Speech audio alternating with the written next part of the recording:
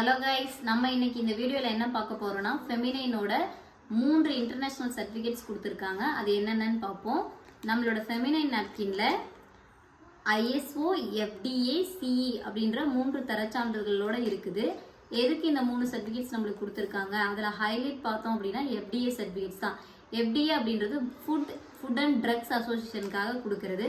இது ஏன் feminine napkin கொடுத்துருக்காங்க அப்படின்னா, நம்ம யூஸ் பண்ணிட்டு தூக்கி போடும்போது இயற்கைக்கு எந்த பாதிப்பும் இல்லாத இருக்குது அப்படின்றதுக்காக FDA சர்டிஃபிகேட்ஸ் கொடுத்துருக்காங்க.